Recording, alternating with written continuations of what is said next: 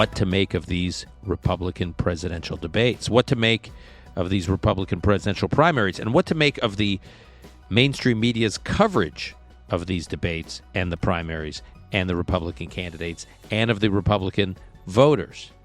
These are all issues that have been bothering me for some time, which you'll understand why when we get into the conversation with today's guest, Eliana Johnson, who makes her maiden voyage on the Call Me Back podcast. Eliana is the editor-in-chief of the Washington Free Beacon, one of my favorite publications. She's formerly White House correspondent at Politico, and she previously served as Washington editor at National Review, where she led the organization's coverage of the 2016 presidential election. She also has worked as a producer at Fox News. She was a research associate at the Council on Foreign Relations, and she is a graduate of Yale University, where she has a degree in history. Eliana is one of the wisest journalists I know in Washington, chock full of insights, both on just the national political scene generally and right-of-center politics specifically. And I'm excited to have this conversation with her, especially coming off this most recent debate. Before we start our conversation with Eliana, though, two quick housekeeping notes. The next couple of episodes are going to deal heavily with national politics. We have Amy Stoddard coming on, but mostly focused on the state of the Democratic primaries. And then we have, yes, primaries. Keep that in mind. I do not think it's a certainty that Joe Biden will be the Democratic nominee. And then we also have Karl Rove coming on, returning to the podcast to have a conversation about what's happening on the Republican side of the election, and then more generally about where things are going headed into November of 2024. Second housekeeping note is we extended the promo campaign for The Genius of Israel, the surprising resilience of a divided nation in a turbulent world. We initially said that if you purchased the book, pre-ordered it, and sent the confirmation of your purchase, just forwarded the email to book@dansenor.com. We'd send you a sampler with basically 3 chapters, one in particular that deals specifically with the current political crisis in Israel, and I think will be helpful in how you think about and debate the issues that are going on in Israel right now. We'll send you that sampler. It's basically a way to get ahead of the book's official release, which is November 7th. So if you send the pre-order confirmation now, we'll send you the sampler now. It's book@dansenor.com. Kol Nidre was the previous deadline. We've extended it to the beginning of Sukkot, Jewish holiday that begins this Friday. So if you get your email confirmation in by Friday, September 29th, by the end of the day, before sundown, we will send you that sampler. It would mean a lot to us. Saul Singer and I worked quite hard on this book, and it would mean a lot to us if you helped with pre-orders now. And now to our conversation with Eliana Johnson of the Washington Free Beacon on where we go from here and what to make of this coverage of Republican politics. This is Call Me Back.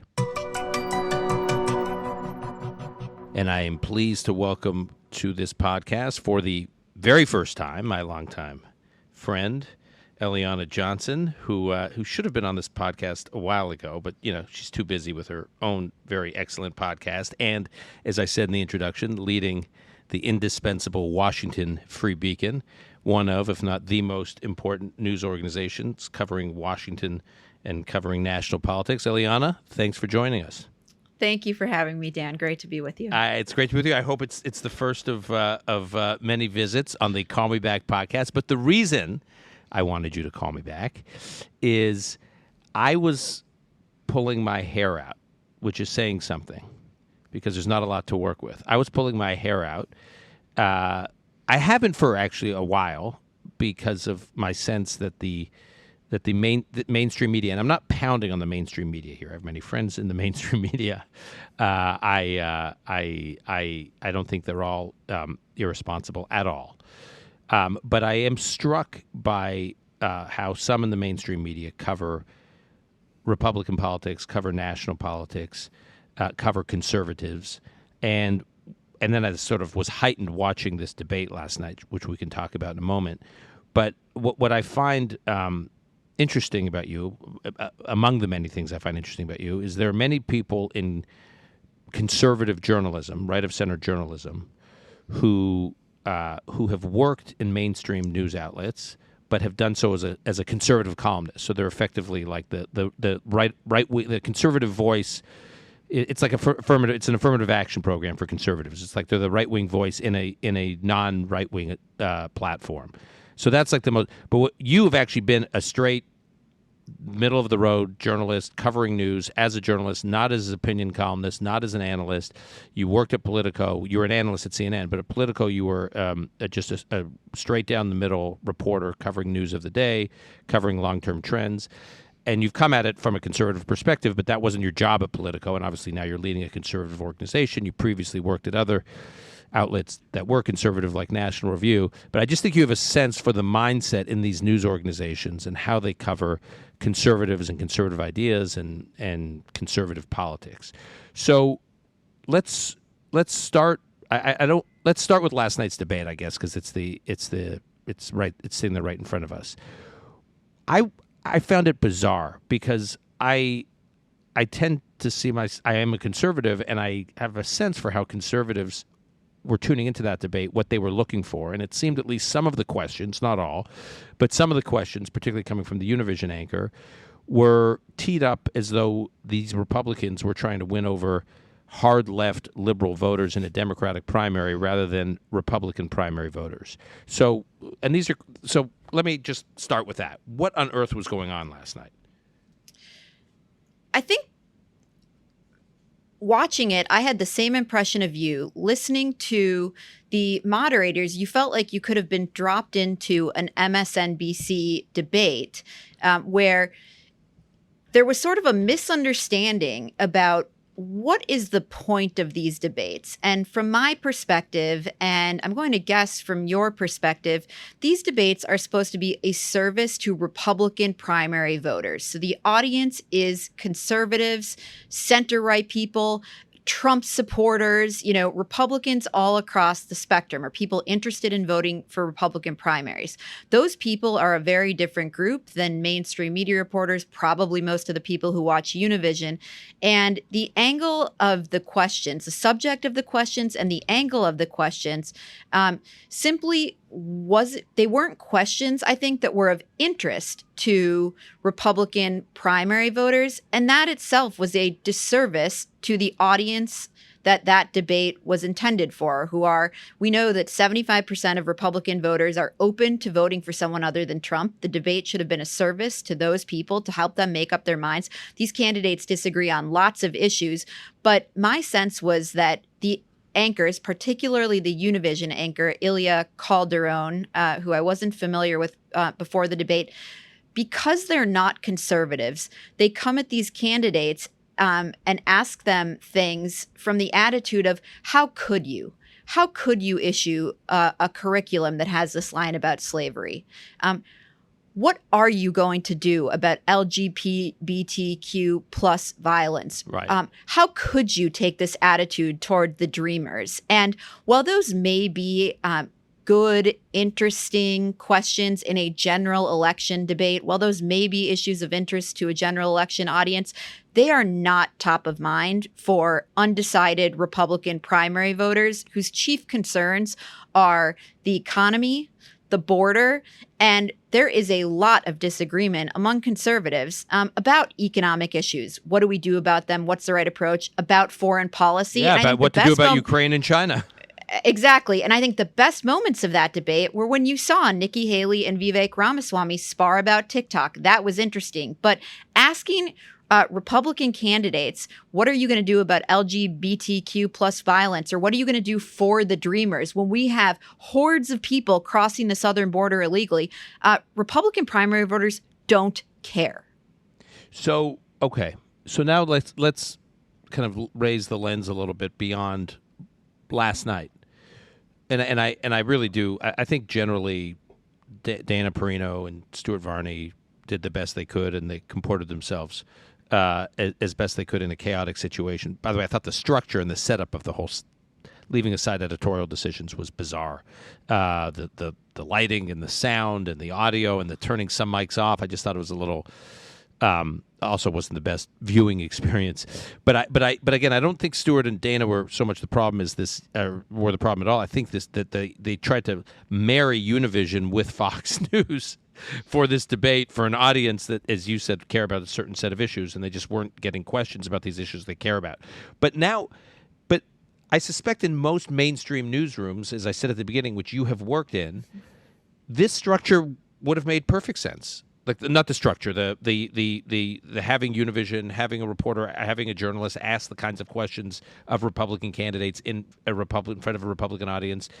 They wouldn't have found that the least bit, problematic or just sort of unordinary. I think that's totally true.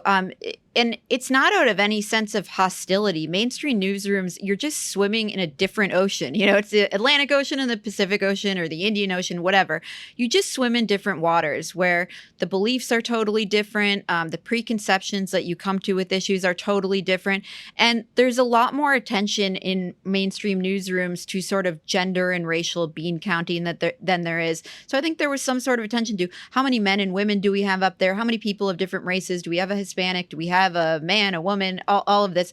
Like, there's just a lot more attention in mainstream newsrooms to that sort of thing than there is, I think, on the right in general or in conservative newsrooms.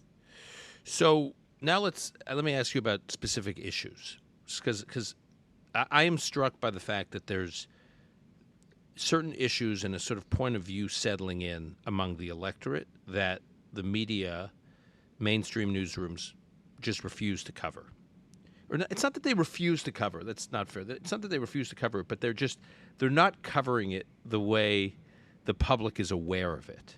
So let's just start with Biden's age issue. And this is not an ageist, I'm not pounding the table on ageism but there's no question. If you look at all the public polling, there's a sense out there that Biden is not on top of things in this job. And you see it manifest itself in so many ways, very directly when people are asked, do you think Biden is too old for the job? But then when you see that Trump is beating Biden on specific issues, like who's best to handle the economy, and he's winning, depending on the poll, from 10 to 20 points. Like, what's that about? It's got to be partly a manifestation of the sense that Biden is just not on top of things. I was struck in this recent NBC poll that showed, asked the question, if there's a government shutdown, which seems likely in the days ahead, if there's a government shutdown, who is to blame? And amazingly, Democrats are singled out as more likely to blame for a government shutdown. Now, I was struck by that because typically whoever's in control of the House, or Congress for that matter, gets the blame when there's a government shutdown, right? Gingrich and the Republicans got the blame when there was the Clinton shutdown government shutdown during the Clinton years in the 101st Congress. I was working the Senate at that time, and the Republicans walked right into it. And Clinton looked like the guy who was trying to problem solve and get things working again. And Gingrich and Dole and the Republicans were blamed. Obviously, government shutdowns in later years always hurt the Republicans that benefited Obama.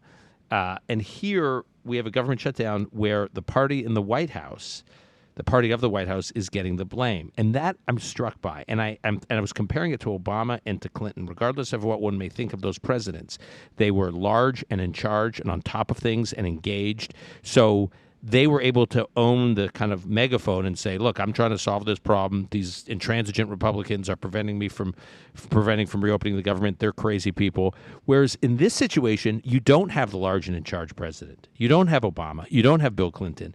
You have Biden, who's basically absent from the frame. And so I also think his lack of being on top of things, his lack of energy, the sense that he's too old for the job is filtering in to other issues. So to me, it's like so obvious what's going on here. You see it in the direct polling, and you see it in these indirect issues, and the media is sort of tiptoeing around it.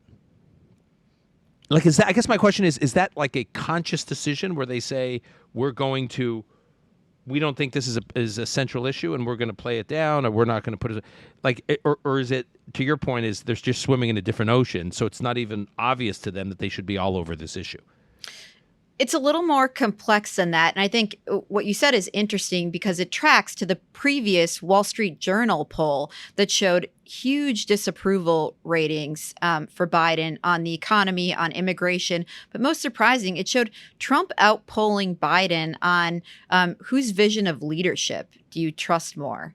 And that was interesting to me because I don't think of Trump as some visionary leader. But Right. I think it's not Abraham Lincoln. Biden actually won the presidency by receding into the background and letting Trump take center stage. And he won by shrinking and sitting in his basement. But this issue of why isn't the press covering this issue, trying to hold Biden accountable? Why aren't they chasing the Hunter Biden scandal more? Now, we can talk about whether that would be damaging to Biden is a different question. I think there are a couple of reasons. The first is the social atmosphere of Washington, which is these mainstream newsrooms, they're all liberal. All these people socialize together. So while the Washington Post and the New York Times and the Wall Street Journal, they're supposed to be competitors, in reality, all their White House reporters hang out together, are friendly, know each other. And while they're supposed to have an adversarial relationship with the White House, in reality, they're friendly with the folks who work in the White House. They socialize with them. The same really can't be said of the Trump White House, where they really did have an adversarial relationship with the Trump White House. So I think there's just a gentler approach to Democratic White Houses where you don't want to upset your friends. You don't want to punch them in the face. Whereas these guys covering the White House, they weren't going to get drinks with Sarah Sanders. They weren't going to get drinks with Sean Spicer. But it does take an understanding of how the party scene, the Georgetown party scene in Washington, D.C., to understand, why don't the Washington Post and the New York Times cover each other aggressively? It's the same reason why they're not covering the Biden White House aggressively. And it also has to do with their liberalism, which is that when there's a Republican in the White House, they chase down every rumor, every bit of speculation, because they feel it in their kishkas. Your Jewish listeners will know probably that Yiddish term. We have a lot of them. They really, really want to hold these people to account. When it's a Democrat, they're not so motivated because they want to give these guys the benefit of the doubt. So I think for those two reasons, it's why you don't see them hounding Biden. And by the way, Biden had this disastrous news conference when he was in Hanoi, where he was quoting a John Wayne movie and talking about dog-faced pony soldiers, and ended by saying, I'm going to go to sleep now. I don't know about you guys. And the New York Times coverage of that, I want to read a little bit of it because I read this and thought, this is the type of piece that a conservative, hardly, I'm not a mega flag waving crazy right winger, but a conservative reads and says, this is why why the New York Times is so infuriating. This line, by Monday morning, as the 80-year-old president was flying home on Air Force One, conservative media outlets had seized on his end-of-trip news conference as the latest evidence that he's too old to perform on the world stage. And so rather than actually covering what happened, which was quite interesting and embarrassing, the coverage is about conservative outlets seizing on this to try to embarrass the president. And by the way, this was extra outrageous because what really angered the White House in this was that CNN had covered it straight. And the Times didn't even note that. They didn't say, actually, another mainstream news outlet noted this, and the White House got on Twitter to bully CNN about it. But I think it's that dynamic that these reporters don't want to be bullied by the White House. And so you see how the New York Times reacts to that. Yeah. And the coverage they give. And when you were, I don't want to have you single out situations or names, but when you were, say, at Politico, did you ever shake people and say, you're completely seeing this the wrong way? You guys are too close to the situation to get what's really going on here in the context that you're saying you're too cozy, did you ever have those conversations? It was a little bit different because covering Trump was a little bit different than I think covering Biden, in that there were a basket of events that were genuinely crazy, and then a basket of things that Trump did, like nominate Brett Kavanaugh to the Supreme Court or nominate Amy Coney Barrett, that were things any traditional Republican president would do. So I think the things I often found myself saying were sort of reminding people that of what the not crazy things were, and telling people, guys, like Marco Rubio would be doing this, or Ted Cruz would be doing this. This is not a Trump thing. And I think those were things that people in the mainstream had difficulty distinguishing between. And that was in part because Trump was so sensationalist. And I do think Trump's desire to make the media an enemy played in, Trump was part of that dynamic, but then they themselves had difficulty distinguishing between what was actually outrageous and what would any Republican do, because the lack of familiarity with conservative ideology, and that, by the way, comes from not having conservative friends, not socializing with the right, not knowing what the real differences are between the MAGA right and folks like you and me, Dan. What debates are we having? And when you bring this to their attention, they're not hostile. They just don't know. Yeah, I'm struck. I won't mention the name of the person or the school, but a friend of mine's daughter is a student at a senior at a let's say call it an elite post-secondary education institution in the U.S., an elite college, and she reached out to me recently saying, "I'm taking a class on conservatives. It's really interesting. It's a class about conservatives, and I've never really thought about conservatives before or considered getting to know a conservative." I mean, by the way, she said this totally straight, and she goes, "And as part of the project, part of the school, part of the class, one of the projects is we have to interview a conservative. So would you be willing to be interviewed?" And I'm like, understand how you arrived at your conservatism, how you think about issues, first of all, I'm happy to help. She's a good kid, and she's. Did you submit a DNA sample and everything, like a blood sample and a fingerprint? They treat us like we're like animals at a zoo. Look, kids, like a swinging. Look behind the cage, and as though it's like you're an other. And I didn't want to be snarky, but I said, is there a class on liberals where you have to go talk to a liberal? And that's what reminds me of what's going on in the newsroom, right? It's like conservatives are covered as this other thing. That's totally true, and I just think it leads to just a lack of familiarity with the ideology, the history, right, and the current debates that brings you to the sorts of questions that we saw in the debate that just aren't relevant to a voting conservative audience, and also that allows them to bring a presumption often of bigotry, racism, and therefore hostility on their part, as opposed to sort of empathy, understanding, right? The way we all are when you actually know people. Right.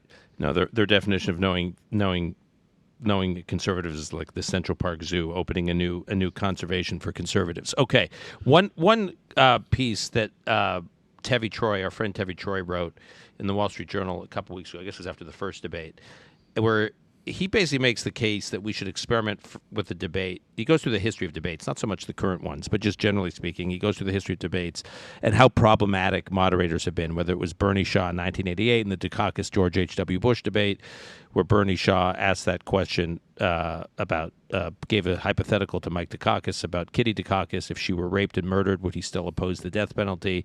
And, Dukakis gave that extremely weird, awkward clinical answer to the question. Some argued it was an unfair question. Bernie Shaw, according to Tevi in his piece in the Journal, later said that he had thought of the question at 2 a.m, the morning of the debate, that same day, and it sounded like it didn't go through any kind of screening process, and he just popped it, and it was not an appropriate way to frame a question. Obviously, fast forward 2012, a debate that I was very involved with, at least in the prep for, which was the Romney-Obama debate, where Candy Crowley really inserted herself not just as questioner, but as kind of real-time fact-checker and kind of adversary in the middle of the debate and almost judge in the debate. Totally inappropriate role for a debate moderator. So Tevi lays out this piece where he says, why not try a debate with no moderators? Actually get the candidates together. I guess no audience, too. It would be also interesting. No moderators, no audience, and just force them to have a discussion for 90 minutes. What do you think? The thing I think most I'm most enthusiastic about in terms of changing things up is departing from the network model of these things. I think the RNC has approached this with this idea that we have to have one network sponsor and the network sell ads. And I think breaking free of that would be liberating, and having real conservative moderators, moderators who understand the right, can ask pertinent questions and put them to the candidates. I'm not sure. It's hard for me to envision how a debate without moderators would be, but you can just allow anybody to carry the debate on a television network who would like to. That's a possibility. And CNN could carry it. CBS could carry it. Anyone can carry these things. You can allow that as opposed to limiting it to a single network sponsor, and find some real trusted conservative moderators who will ask real questions of interest to conservative voters. I think that's the sort of thing I'm most interested in seeing from these things, and dispensing with these silly gimmicks of, who would you vote off the island, or Oh my God. what are you going to do about a UFO, yeah. that are just this is a serious thing, that are like beneath the dignity of these events. And I thought DeSantis had actually his best moment last night, where he said, I'm not going to do that. Everybody here showed up. We're running for a serious office. And that was good. I just did not understand how that question came to be. Especially, it struck me as amusing that we're trying to get away from the game show, reality show president, and they asked this reality show question. It was just ridiculous. Right. Literally, reality. Right. Okay. So now, to use our friend Jonah Goldberg's phrase, rank punditry, let's just dig into a few minutes of rank punditry. What were your big takeaways from the debate last night? The first big takeaway was that I don't think the debate moved the needle for anybody very much. And the second was that I think for this format to become useful, the field really needs to consolidate. I thought it was pretty clear. Look, I may be out on an island. I look at Twitter and think, like, was I watching the same debate as anybody else? But I thought Nikki Haley did well. I thought Ron DeSantis did well. And this field needs to winnow, and the RNC should really ramp up the qualification requirements for the next debate. And it would be quite interesting to see a debate that had Nikki Haley, Ron DeSantis, Vivek, if he qualifies. But these other guys need to drop out. Yeah, I think that's likely to happen. I do think there's going to be increasing pressure to do that. Do you put Tim Scott in that category? I don't put Tim Scott in that category based on the polling and also based on his performance in the past two contests. I thought that one of the worst moments in last night's debate, and I'm curious in your thoughts, were Tim Scott scrapping with Nikki Haley in their back and forth. I agree. I thought it was bad for both of them. First, in that it was about ticky-tacky stuff, about a debunked New York Times story about Nikki Haley putting up expensive drapes that the Times basically retracted, and that was humiliating for them, and that she appointed him. And I'm surprised he didn't have that comeback ready to go. But at the same time, I think it evinced that he's not great at these formats. It was such an obvious response that he could have gone to. But I thought that was a low moment in the proceedings. So I had a few reactions to it. It was actually the worst moment for me. And I as a Republican and as someone who these debates that include people who I generally like, Trump is not in these debates, so I kind of look across the stage more or less. I say, I'd be pleased with almost, not everyone, but I'd be pleased with almost any one of these people as president. So I want them to do well. Like, I want the whole package. I want like it to reflect well the package that people are seeing on the party. And when I saw Nikki and Tim Scott getting into it, my first reaction is, thank God this is the end of the debate. So most people are not watching this now, because I was embarrassed for them. The way I'd be embarrassed for siblings or a kid, I was embarrassed for them. Two, I thought it shrunk them both. I thought they both looked diminished. These are both impressive people in their own way, in their own right, and getting into this, this little cage match seemed small and petty. And lastly, I was like, it gave me a little PTSD from Jeb Bush and Marco Rubio. It reminded me of, and I was very involved with Rubio's campaign in 2015 and 2016. And when Jeb and Marco used to fight, there was there was the story, and then there was the story like behind the story. The story was they're both running for president, and of course, two people running for president get into these, nasty fights. But the real subplot was Jeb thought that Marco shouldn't have run in the 2016 cycle, that he should have cleared that lane for Jeb, and that Jeb had basically helped launch Marco's career and turned him into a national figure, and how dare Marco run against him. There was that kind of, I created you, son, and now you're running against me. And so there was so much nastiness and bitterness kind of embedded in their back and forth. And of course that was what was going on with Scott and Haley last night, that she felt like, I created you. I appointed you to this Senate seat, and now you're running against me for president. You should get out of the way. And so there was like, again, I don't think most people following this are following that kind of intra-family fight that people like you and me follow, but I did and most importantly, I thought, this is crazy that this is what's really going on here is Donald Trump is the favorite. He's the front runner. He's not the prohibitive front runner. He's not the prohibitive favorite, but he is dominating this race. And you two getting in this little nasty back and forth about drapes and spending records in Congress. When you two worked together, you were allies. One appointed the other to the seat. It was so diminishing and sad. It is striking because, of course, that was Jeb Bush's complaint about Marco Rubio. And had Marco Rubio not run in 2016, Jeb Bush would not be president of the United States right now. Marco Rubio was not Jeb Bush's problem. And right. If Nikki Haley does not become president of the United States in 2024, Tim Scott is not going to be the reason why. And in that sense, these petty arguments are truly sideshows. Yeah. And do you think there's, and now I get that, like, it was sort of set up. There was a question for Scott that I was sort of weird. Like, he was asked to make his case to Nikki for why he was an effective leader. There's the question. And so then he did his riff, and then she responded, and then like the fight got started. And I think once the fight got started, neither of them wanted to disengage. So I kind of get, like, once it got started, how it was hard to de-escalate, but it was still depressing to watch. Is there anything you would advise or hope that any of these candidates would do to kind of reframe this? Because right now it feels that they're all hoping that something happens to Trump, that for some reason he can't run, whether it's legal issues or health issues or whatever. They're just hoping that for some reason he ultimately is not in the game, and that one of them is the last person standing. Which is one strategy, I guess. It's to paraphrase Petraeus, hope is not a strategy. So I guess it's a hope.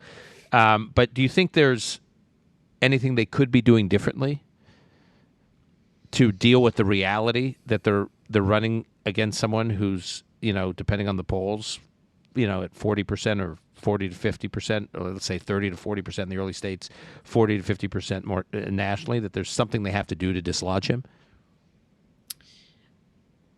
That's a good question to which I don't think I have a good answer. I think the answer is really woulda, coulda, shoulda for DeSantis. And then I think his strategy was misconceived from the outset in terms of running a campaign that was aimed at trying to take Trump's voters out from under him, and overly focused on the online right.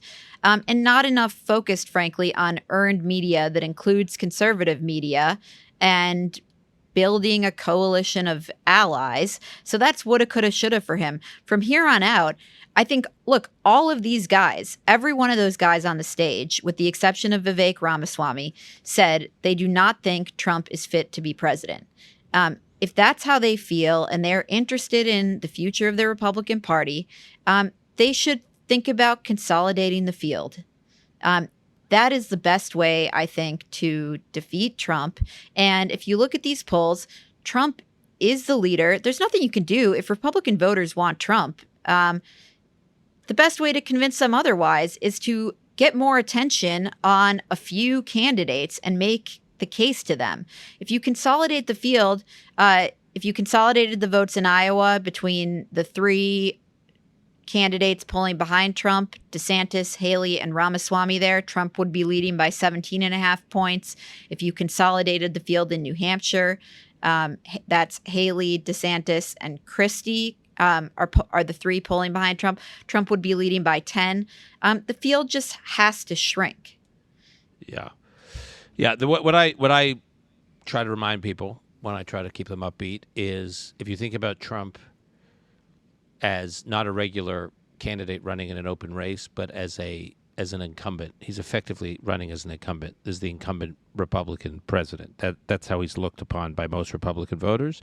And if you look at an incumbent running effectively for re-election, the fact that he's polling, depending on what part of the country, say in the 40s, that means that more than 50%, over 50% of Republican primary voters in important parts of the country are choosing someone else. And they know Trump. It's not like they have to get to know Trump. They know Trump, and they're choosing someone else. And if those people who all are choosing someone else could settle on one person, the race gets really interesting. But if they're all splintered behind multiple candidates, it's the way Trump is going to just, moonwalk right into this nomination. The other thing we haven't heard much about from these candidates is the reality of Trump's legal troubles, without them saying whether these cases are justified or unjustified, but simply the reality that he's going to have a hard time campaigning. He's going to be in court. Now, they can say this is a grave injustice, but it is the world we live in. I'm not sure how that would play, and I don't claim to know. But the reality is that we're going to have one candidate, the Democrat, if Biden does run in the general election, who basically can't campaign because he's too old, and another candidate, Trump, if he is the Republican nominee, who's going to be tied up in court throughout the general election. And that's going to be a strange, strange general election. I have not heard these Republican candidates say to the voters, you all deserve to have a general election candidate who can be out on the campaign trail prosecuting the case against Biden on the economy, on immigration, and on foreign policy each and every day. Trump gave 4 years of service to the country, but he's not going to be able to do that. You guys deserve that. I agree with you, and I would be thrilled for a candidate to make that case. And I was for that a while ago, a version of that, where I've become less persuaded that could break through is because of how well Trump is polling against Biden. It worked better when you just were able to focus on 2018. Trump was effectively on the ballot. Republicans got wiped out in the midterms. 2020, Trump runs for re-election. He loses. 2022, Trump is attached to a bunch of Republican primary winners who all then lose, most of whom lose in the general election. He's a loser, and I believe we should lean into that he's a loser. Except he's polling now head to head to Trump, head to head to Biden, and depending if you look at the 12 polls and the real clear politics average, he's either slightly behind Trump than Biden, tied, or ahead in those polls, depending on the poll. And he's in the game. So it's hard to argue that he's not going to be able to beat Biden when Biden, as we said in the earlier conversation, looks so invisible. That's why I'm not persuaded that's the winning message, but I'm all for trying it. It may not be, but you see polls where Nikki Haley's up 8 points on Biden, right. And I do think she could leverage that, but I certainly don't claim to know. This is like a lock that nobody has found the key to. Right. What is the winning message against Trump? I'm not sure. And if Republican voters want Trump, they're going to get Trump. Right. All right, Eliana. And I don't know if you've given me reason for optimism, but you helped help me vent a little bit and at least clear some things up. I do want to say one thing that you said to me offline that I do want you to make the point here about the Virginia gubernatorial race, because it was a good example of what we were talking about earlier, and I just want to make sure you make that point before we wrap. Well, we were talking about the coverage of Biden's age and that we hear from the White House and then see, and the New York Times article about Biden's press conference in Vietnam and his whirlwind tour in Asia and how much energy this guy has. He's running circles around us. But that voters can see with their own eyes that he is frail. He does shuffle. He has lost several steps. He clearly is not all there at times, is an attempt to tell voters that what they're seeing with their own eyes not there. And it did remind me of in the 2021 gubernatorial election in Virginia, Glenn Youngkin was campaigning on education, both on school closures, but also on the content of the curriculum in schools. And the response from the left was that critical race theory is not being taught in schools. It's an obscure legal theory that is taught in some law schools, but this isn't stuff that elementary school children are learning. And it wasn't, of course, that's shorthand for, radical teachings on race and gender that's in your kid's textbook. And everyone knew that. And Youngkin was effective because parents could see, particularly because their kids were at home during COVID, with their own eyes, what their kids were learning and were disturbed by it. And I think the same thing is happening with the Biden age issue. And also on the economy, the White House and the press can talk about Bidenomics and try to slap a new name on something and tell you that it's good. But people are seeing something different with their own eyes. Yeah, exactly. Okay. I thought it was the Youngkin, Virginia critical race theory example is a great little case study, and I just want to make sure our listeners heard that. Eliana, thank you for joining us. We will be sure to have you back, and I appreciate the quick callback, the quick turnaround, and maybe we'll rope you in after the next debate. Thank you, Dan. All right.